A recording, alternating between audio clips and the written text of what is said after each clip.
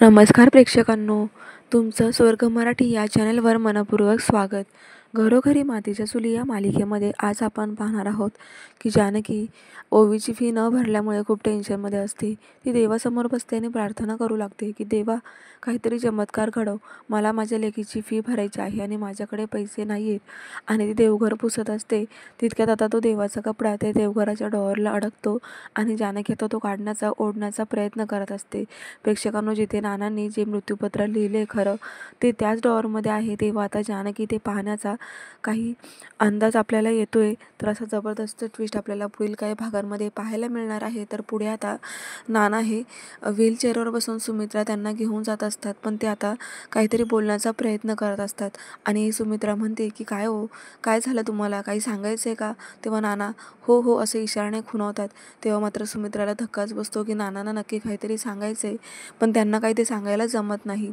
इकडे आता सौमित्र आणि अवंतिका ऐश्वर्याचं सत्य सगळ्यांसमोर आणणार आहेत, म्हणून ऐश्वर्याने असा प्लॅन केलेला असतो की ती म्हणते, सौमित्र, आता अवंतिकाने तुझ्यामध्ये कशी फूट पाडायची ना याचाच प्लॅन मी केला आहे.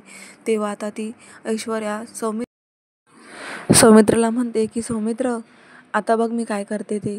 तू माझं सत्य सगळ्यांसमोर आणणार आहेस ना, म्हणून बघ आता जर अशा अवस्थेमध्ये अवंतिकाने आपल्या दोघांना पाहिलं तर. आणि आता सौमित्राला धक्काच बसलेला असतो, तो खूप घाबरतो. तितक्यात आता अवंतिका खरोखर सौमित्राला आवाज देत रूममध्ये येते आणि त्या दोघांना असं एकमेकांचा हात पकडलेला पाहून तिला धक्काच बसतो. प्रेक्षकांनो, इथे सौमित्र आणि अवंतिका यांच्यामध्ये फूट पाडण्याचं काम ऐश्वर्या करत आहे.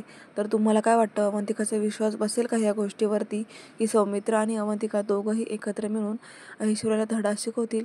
हेच आपल्याला पुढील भागामध्ये पाहायचं आहे. तर पाहत राहा घरोघरी मातीच्या चुली. अशाच मालिकांचे अपडेट पाहण्यासाठी चॅनलला सबस्क्राईब करा. नोटिफिकेशनसाठी बेल आयकॉनवर क्लिक करा, म्हणजे रोजचे अपडेट्स तुम्हाला वेळेवर पाहायला मिळतील.